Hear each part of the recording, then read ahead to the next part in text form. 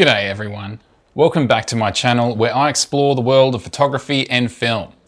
Today I have a very exciting and ambitious goal. I'm going to make the world's sharpest Diana F.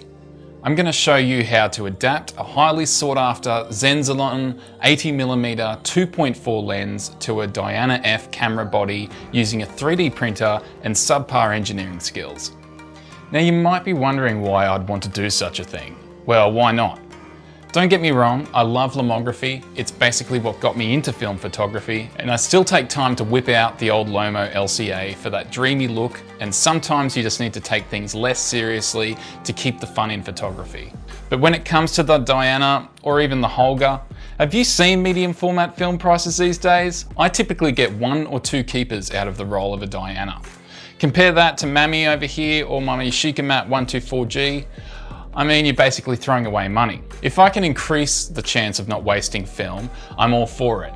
Now a bit about the hardware. The Zenzanon 80mm 2.4 lens is fast, sharp, and was originally made for the Bronica EC and S2 medium format cameras. It has a beautiful bokeh and a classic look that I really like. The Diana F, on the other hand, is a plastic toy camera that shoots 120 film and has a lo-fi aesthetic. It has a simple shutter, aperture, and focus mechanism, and it can produce some unpredictable results and also quite dreamy images. So combining these two very different pieces of hardware might seem like a crazy idea, but I think it's also a fun and creative challenge. I want to see what kinds of images I can get with this hybrid setup and maybe inspire you to try something similar. Or maybe I just have too much time on my hands and Mammy and I aren't talking to each other ever since I bought her a prism finder. To adapt the Zenzanon lens to the Diana body, I need a few things. I'm going to need my Zenzanon 80mm lens. You can find these on eBay, Grandpa's attic, or attached to a faulty ECTL that you bought like I did. A Diana F camera body, which you can get from Lomography, other online stores, or in your grandma's basement. They also go very cheap on the second-hand market. I am always on Facebook Marketplace looking for deals, and so should you. We're going to need a 3D printer. I have an Ender 3, which is cheap, like me. A 3D modeling software. I'll be using 3D Modeler, which comes free with Windows. And I use 3D Modeler, 3D Builder, I think it's called. 3D Builder. I use 3D Builder because I'm not cool enough to know how to use Fusion 360. And finally, the last thing you need is a childlike whimsy for adventure. Let's get into it. The first step is to measure the flange focal distance of both the lens and the camera. The flange focal distance is a distance from the mounting flange, which is the interlocking metal rings on the camera at the rear of the lens, to the film plane. This value is different for different camera systems, and it determines whether the lens can focus properly on the camera. For this to work properly, I have to ensure that the flange focal distance on the Bronica lens is equal or greater to the distance on the Diana F. If it's shorter, it will be impossible to focus to infinity. You may be going onto some of those camera stores where they sell adapters and you won't find your system on there. That's why. To measure the flange focal distance, I use a digital caliper. For the Zenzanon lens, I measure from the front of the flange to the rear element of the lens. For the Diana body, I measure from the front of the flange to the film plane indicator on the back of the camera. According to my measurements, the flange focal distance of the Zenzanon lens is about 48mm, and the flange focal distance of the Diana body is about 40mm.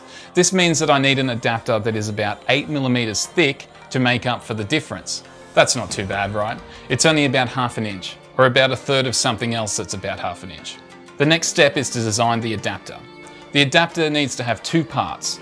One that fits over the Bronica mount of the lens, and one that fits into the Diana mount of the camera. The 2 parts need to be connected by a cylinder that is 8mm thick. To design the adapter, I used some reference images that I took of both the Diana F lens mount and the Bronica lens holder. I also use some measurements that I took with my calipers, such as the diameter of the flange, the position of the tabs and slots, and the size of the bayonet. I start by sketching out the shape of each part on different planes, then extruding them into solid bodies. Then I add some details like chamfers, fillets, and holes. Finally, I combine both parts into one using a Boolean operation. Here's what the final design looks like. Now you might be thinking, well, this guy really is good at 3D modeling. He must have years of experience and training in this field. Well, you're wrong. I'm actually terrible at 3D modeling. I have no idea what I'm doing most of the time. I just follow some tutorials on YouTube and pretty much just wing it. In fact, that's why I use 3D Builder for Windows. You know, that app that comes pre-installed on your computer and you never actually use and it looks like it's made for children. That's the one. It's actually not that bad for simple models like this one, but it's also very limited and basic. I guess it's like the Diana F of 3D modeling software.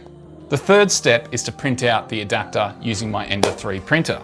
To do this, I export my model as an STL file and import it into CURA. For those of you who don't know, it is a slicing software that converts my model into G-code, which my printer can understand. I use Filament Friday's excellent presets for CURA, especially his 0.6mm nozzle profile for small models. Here's what my print settings look like. The printing process takes about an hour and a half, 2 hours, something like that. And here's what the adapter looks like after removing it from the bed and cleaning up some of the nerdy bits. Not bad, huh? It looks pretty decent for a homemade adapter, and it fits perfectly on the lens and the camera. Well, almost perfectly. There's still a tiny gap between the lens and the body which might cause some light leaks. But that's okay, that's the name of the channel. And not only that, they add some character and unpredictability to your photos, or at least that's what I tell myself to feel better. The final step is to attach the adapter to the lens and then to the camera body. The adapter has 3 tabs that align with the slots on the Bronica mount and 3 slots that align with the tabs on the Diana mount. Just insert the tabs into the slots and twist until it clicks into place. Here is our adapter. So basically all I have to do is line up the mark that I made in the model, and that just clicks onto the body like nothing. Then all we do is attach the lens and you end up with this ungodly creation. Now that's it. You've successfully adapted a Zenzanon 80mm 2.4 lens to a Diana F camera body using a 3D printer and your subpar engineering skills. Now you're ready to load some film and start shooting. But before you do that, here are some things you need to know about the setup we're using. The aperture range of the Zenzanon lens is from 2.4 to f22, but the Diana body only has 3 aperture settings: sunny f22, cloudy, which is f11, and then pinhole, which is around f150. Of course, if you set the lens to 2.4, it's got to go through the body first, so at the moment our minimum aperture is actually f11. I've modified my Diana to use a rounded aperture, which opens up the sunny aperture roughly to f8. I've also used adhesive velvet to matte the inside of the Diana body in a feeble attempt to increase the contrast. The shutter speed of the Diana body is fixed, anywhere from 50 to about 100th of a second, depending on how fast you actuate the trigger, the relative humidity of France, and whether or not your star sign is asparagus. You can also use the bulb mode for long exposures. The Zenzanon lens has no shutter mechanism, so you have to use the shutter lever on the Diana body. The focus range of the Zenzanon lens is about 1 meter to infinity. As we've removed the original lens from the Diana F body, we don't need to worry about compensating our focus at all, as we can just look at the rangefinder on the lens. The Zenzanon lens has a focal length of 80mm. This is equivalent to about 50mm on a 35mm camera. This means that it only has a tiny bit narrower field than the original Diana lens, which is about 75mm or 47mm equivalent on 35. So you shouldn't have to compensate like I do when I use Mammy for street photography. Another upside of using this lens on this camera is it has a filter thread, so you are able to attach different filters. However, the benefit of using the Diana body is that some of the Diana accessories will work, such as the flash, the instant back, and also the splitzer, which of course I don't have any of. Now that we know how to use this setup, let's see some sample self-portraits that I took with it. So in this example, obviously we can see that this is a 35mm shot, and I did that because I didn't want to waste any of my expensive 120 film before knowing that this thing would actually work. And as we can see here, it works, which is awesome. I can't believe how sharp it is. And this one is on some highly expired Pro 160 from Kodak. I really like this picture and how it turned out. Now, as we can see, it's only sharp in the middle of the image, and that's where the Diana body comes into effect. Obviously, the amazing sharpness comes from that lens, but it quickly falls off into those corners. And I think I can control that by slowly depressing the shutter button to get that shutter speed around 50 and let a bit more light in.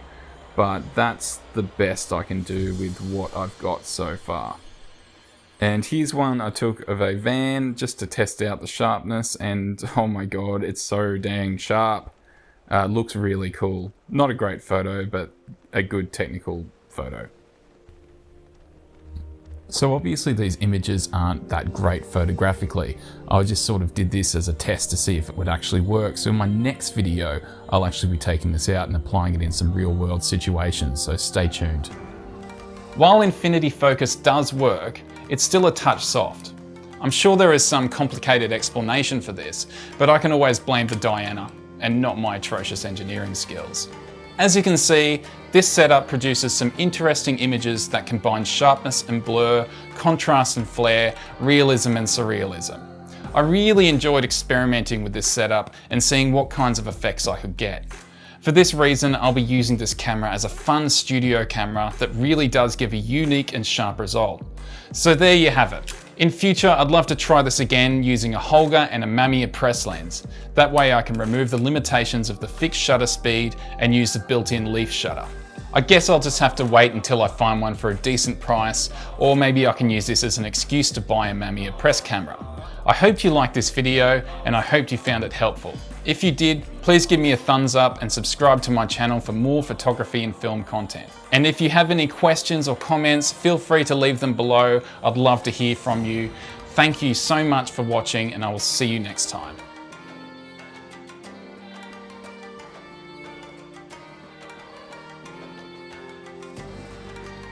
Flange, flange, flange, flange, flange, flange, flange, flange, flange, flange.